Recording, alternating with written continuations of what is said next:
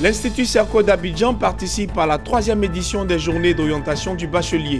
Le fondateur de l'Institut international donne des informations capitales sur son établissement, invitant les nouveaux bacheliers à embrasser la créativité et l'innovation.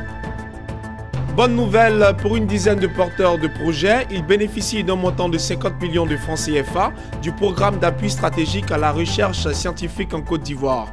Lawani Babatunde nous en dira plus dans cette édition. Mesdames et messieurs, bonsoir. La 2e journée de l'orientation du bachelier s'est tenue à Abidjan ce mardi 28 août. Pourquoi et comment former à la créativité et à l'innovation? C'est le thème autour duquel le groupe Serco a exposé. Il s'est agi pour Alain Kapo-Chichi de proposer des formations entrepreneuriales comme solution de réussite aux jeunes bacheliers venus de toute la Côte d'Ivoire. Le fondateur du groupe Serco recommande également son institut aux nouveaux bacheliers afin de faire d'eux les acteurs du développement de l'Afrique. Reportage de Ariane Touré et Léon Gilbert. Comment former à la créativité et à l'innovation, c'est le terme autour duquel le groupe Serco a exposé lors de la 3e journée de l'orientation tenue à Abidjan. Lors de cette journée, Alain Kapo-Chichi, président du groupe Serco, jeune manager et modèle entrepreneurial en Afrique, a proposé au cours d'une conférence des solutions concrètes aux jeunes bacheliers venus de toute la Côte d'Ivoire. Le groupe veut se positionner comme une école engagée dans la promotion de l'entrepreneuriat, une usine, un incubateur pour les jeunes diplômés. Je pense qu'aujourd'hui, compte tenu de la massification des effectifs étudiants dans les universités, mais aussi compte tenu du problème de l'insertion professionnelle, du chômage qu'on remarque dans la plupart des étudiants qui sortent au niveau de l'enseignement supérieur, il est important aujourd'hui de former les étudiants à se prendre en charge par eux-mêmes pour créer des produits innovants pour la communauté. C'est quoi offre un ensemble de formations, mais nous défendons le concept d'école usine incubateur, une école qui à la fois forme, mais qui permet aux étudiants aussi de transformer leurs idées en produits, en services qu'on peut diffuser dans le cadre d'une usine d'assemblage d'ordinateurs, de tablettes, mais aussi d'objets connectés, d'objets communicants. Notre passage ici, c'est véritablement pour accompagner les étudiants, leur dire qu'aujourd'hui ils peuvent, tout en étant à l'école, créer leur propre entreprise, et c'est l'avantage en fait que Serco offre et la différenciation qu'on offre véritablement. Pour lui, l'innovation dans l'enseignement supérieur et l'amélioration de l'insertion professionnelle des diplômés constituent la base de la réussite, une étape à ne pas négliger. Vous savez, dans les années 60, au moment où la plupart de nos universités ont été créées, où nos administrations ont hérité de la colonisation, en fait, devraient faire face aux défis de développement, il a fallu donc trouver des personnes capables de pouvoir être inscrites dans les administrations publiques. Et donc l'université a adopté des méthodes expositives de formation qui permettaient juste de transmettre le savoir. Aujourd'hui, moins de 1% en fait des jeunes qui vont sortir seront employés par l'administration publique. Le secteur privé, les PME qui doivent en réalité absorber à leur tour, n'ont pas une dimension en fait qui permettra d'absorber la masse importante en fait des jeunes qui vont venir au niveau du système d'enseignement supérieur et au niveau de l'insertion, au niveau du marché de l'emploi. Donc il est important aujourd'hui qu'on puisse savoir que 80% des jeunes qui vont sortir doivent viser les emplois, les activités génératives de revenus, donc doivent être capables en fait d'imaginer des solutions pour leur communauté, de créer, d'innover, parce que l'entrepreneuriat en fait doit être autour de l'innovation et autour de la créativité. Et donc la manière de les former aussi doit changer. Il ne s'agit plus de leur transmettre un savoir, mais il s'agit qu'ils observent des problèmes et qu'ils imaginent des solutions, donc qu'ils soient capables en fait de pouvoir s'adapter dans leur environnement.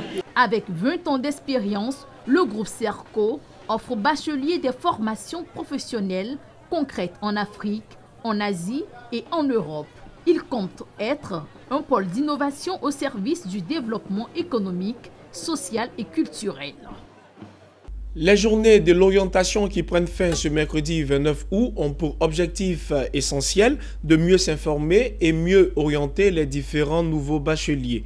Nous poursuivons ce journal cette fois-ci pour évoquer la récompense de 50 millions de francs CFA qu'offre le programme stratégique à la recherche scientifique en Côte d'Ivoire, j'ai nommé PASRES, à 12 porteurs de projets.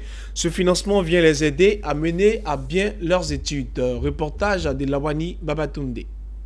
57 millions de francs CFA, c'est le montant total distribué par le programme stratégique à la recherche scientifique en Côte d'Ivoire, PASRES, à ces jeunes Ivoiriens. Ces 12 porteurs de projets de recherche sont les lauréats de la première session 2018 du PASRES. Ils ont chacun reçu un chèque allant de 1 à 8 millions de francs CFA. Pour cette session, le secrétariat exécutif du PASRES a réceptionné 132 propositions de projets. 86 d'entre elles ont été jugées administrativement conformes. 12 ont finalement été éligibles au financement du PASRES suite à l'évaluation du conseil scientifique. Ce qui a milité en faveur de ces 12, ces projets ont plus, qu'on pourrait appeler, un potentiel de valorisation, donc ont un effet sur la vie des populations. Parce qu'aujourd'hui, ce vers quoi nous voulons aller, c'est vers la capacité à enlever la recherche des universités pour envoyer les résultats en entreprise pour que cela impacte la vie des populations. Et ces projets que nous avons choisis allaient dans ce sens. L'objectif du PASRES, c'est d'assurer d'abord la relève scientifique. Ça, c'est le premier point. Le second point, c'est aujourd'hui d'impacter, de contribuer à améliorer la vie des populations en créant la synergie entre la recherche scientifique et l'entrepreneuriat. Le programme stratégique à la recherche scientifique en Côte d'Ivoire, PASRES, est le fruit de la coopération ivoiro-suisse. Depuis sa création en 2007, ce programme a financé 187 projets de recherche et contribué à la soutenance de 58 thèses de doctorat. Dans la même veine, à l'issue de cette première session 2018 du PASRES, la communauté savante ivoirienne et les autorités nationales ont salué toutes les initiatives et les différents projets présentés qui sont tous d'utilité publique. Nous avons envie que chaque invention en Côte d'Ivoire, chaque résultat de recherche en Côte d'Ivoire ait la chance d'être transformé en produit de marché, d'être utile à la population. Et nous nourrissons ce rêve sérieusement et nous pensons que ce que fait le PASRES, c'est déjà une bonne voie. L'ensemble des projets auxquels on a assisté, qui ont été primés, sont des projets qui sont vraiment fondamentaux pour l'évolution de la Côte d'Ivoire parce qu'ils couvrent pratiquement tous les secteurs d'activité, partant de la science, des sciences exactes, à l'ingénierie et même à la biodiversité. Donc ce sont des projets de valeur. Le gouvernement fait tout ce qu'il peut pour accroître le financement au niveau de la recherche, parce que le gouvernement est conscient de ce que sans recherche, sans innovation technologique, un pays ne peut véritablement émerger. La visite au Kenya de la première ministre britannique Theresa May dans le cadre de la deuxième étape de sa visite en Afrique sera marquée par des échanges entre les responsables des marchés financiers de Nairobi et de Londres. Les entretiens porteront sur les défis et les opportunités visant à approfondir les marchés de capitaux au Kenya. Ainsi prend fin ce journal. Merci de nous avoir suivis. L'info continue sur Business 24 Africa.